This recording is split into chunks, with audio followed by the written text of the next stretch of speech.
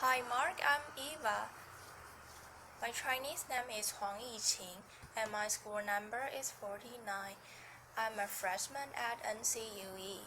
The speaker is Lucy Kalanithi and the speech is What Makes Life Worth Living in the Face of Death. A few days after my husband Paul was diagnosed with stage 4 lung cancer, we were lying in our bed at home and Paul said, "It's going to be okay." And I remember answering back, "Yes, we just don't know what okay means yet." Paul and I had met as first-year medical students at Yale. He was smart and kind, and super funny. He used to keep a gorilla suit in the trunk of his car, and he'd say, "It's for emergencies only." Laughter. I fell in love with Paul as I watched the care he took with his patients. He stayed late talking with them, seeking to understand the experience of illness and not just its technicalities. He later told me he fell in love with me when he saw me cry over an EKG of a heart that had ceased beating. We didn't know it yet, but even in the heady days of young love, we were learning how to approach suffering together. We got married and became doctors. I was working as an internist, and Paul was finishing his training as a neurosurgeon. When he started to lose weight, he developed excruciating back pain and a cough that wouldn't go away. And when he was admitted to the hospital, a CT scan revealed tumor in Paul's lungs and in his bones. We had both cared for patients with devastating diagnoses. Now it's our turn. We lived with Paul's illness for 22 months. He wrote a memoir about facing mortality. I gave birth to our daughter Katie, and we love her and each other. We learned directly how to struggle through really tough medical decisions. The day we took Paul into the hospital for the last time was the most difficult day of my life. When he turned to me at the end and said, "I'm ready," I knew that wasn't just a brave decision, it was the right one. Paul didn't want a ventilator and CPR. In that moment, the most important thing to Paul was to hold our baby daughter. 9 hours later, Paul died. I've always thought of myself as a caregiver. Most physicians do. And taking care of Paul deepened what that meant. Watching him reshape his identity during his illness, learning to witness and accept his pain, talking together through his choices. Those experiences taught me that resilience doesn't mean bouncing back to where you were before, or pretending that the hard stuff isn't hard. It's so hard. It's painful, messy stuff. But it's the stuff, and I learned that when we approach it together, we get to decide what success looks like. One of the first things Paul said to me after his diagnosis was, "I want you to get remarried." And I was like, wow, I guess we get to say anything out loud. Laughter. It was so shocking and heartbreaking and generous and really comforting because it was so starkly honest. And that honesty turned out to be exactly what we needed. Early in Paul's illness, we agreed we would just keep saying things out loud. Texts like making a will or completing our advance directives, texts that I had always avoided, were not as daunting as they once seemed. I realized that completing an advance directive is an act of love, like a wedding vow, a pact to take care of someone, codifying the promise until death do us part. I will be there. If needed, I will speak for you. I will honor your wishes. That paperwork became a tangible part of our love story. As physicians, Paul and I were in good position to understand and even accept his diagnosis. We weren't angry about it, luckily, because we'd seen so many patients in devastating situations, and we knew that death is a part of life. But it's one thing to know that it was a very different experiences to actually live with the sadness and uncertainty of a serious illness. Huge strides are being made against lung cancer, but we knew that Paul likely had months to a few years left to live. During that time, Paul wrote about his transition from doctor to patient. He talked about feeling like he was suddenly at a crossroads and how he would have thought he'd be able to see the path, that because he treated so many patients, maybe he could follow in their footsteps, but he was totally disoriented. Rather than a path, Paul wrote, I saw instead only a harsh, vacant, gleaming white desert, as if a sandstorm had erased all familiarity. I had to face my mortality and try to understand what made my life worth living, and I needed my oncologist's help to do so. The clinicians taking care of Paul gave me an even deeper appreciation for my colleagues in healthcare. We have a tough job. We are responsible for helping patients have clarity around their prognosis and their treatment options, and that's never easy, but it's especially tough when you are dealing with potentially terminal illnesses like cancer. Some people don't want to know how long they have left. Others do. Either way, we never have those answers.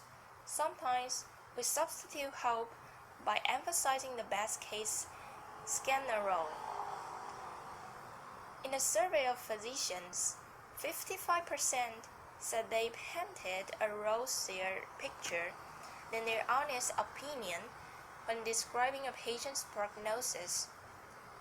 It's an instinct born out of kindness.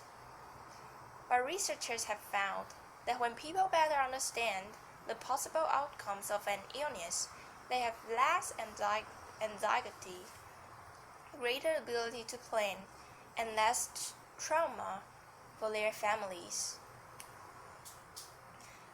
Families can struggle with those conversations, but for us, we also found that information immensely helpful with big decisions, most notably whether to leave a baby. Months to a few years meant Paul was not likely to see her grow up, but he had a good chance of being there for her birth and for the beginning of her life. I remember asking Paul if he thought having to say goodbye to a child would make dying even more painful, and his answers astounded me. He said, wouldn't it be great if it did? And we did it. Not in order to fight cancer, but because we were learning that living fully means accepting suffering. Paul's oncologist tailored his chemo so he could continue working as a neurosurgeon, which initially we thought was totally impossible. When the cancer advanced and Paul shifted from surgery to writing, his palliative care doctor prescribed a stimulant medications so he could be more focused. They asked Paul about his priorities and his worries. They asked him what trade-offs he was willing to make. Those conversations are the best way to ensure that your healthcare matches your values.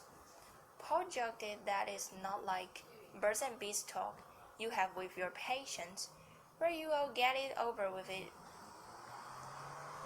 as quickly as possible and then pretend it never happened.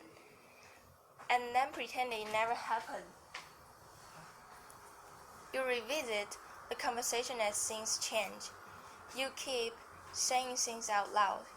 I'm forever grateful because post-clinicians felt that their job wasn't to try to give us answers they didn't have, or only to try to fix things for us, but to counsel Paul through painful choices when his body was failing, but his will to live wasn't. Later, after Paul died, I received a dozen bouquets of flowers, but I sent just one to Paul's oncologist because she supported his goals and she helped him weigh his choices. She knew that living means more than just staying alive. A few weeks ago, a patient came into my clinic, a woman dealing with a serious chronic disease, and while we were talking about her life and her healthcare, she said, I love my palliative care team. They taught me that it's okay to say no. Yeah, I thought, of course it is. But many patients don't feel that.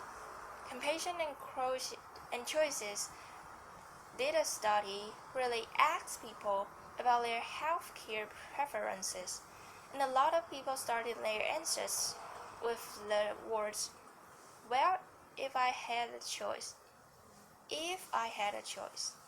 And when I read that if, I understood better why 1 in 4 people receives excessive or unwanted medical treatment, or watches a family member receive excessive or unwanted medical treatment.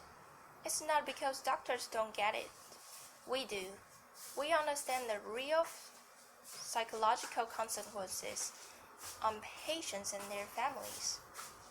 The thing is, we deal with them too.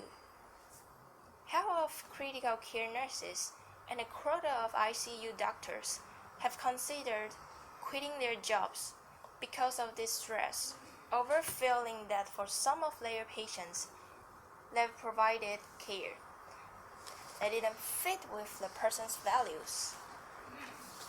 But doctors can't make sure your wishes are respected until they know what they are.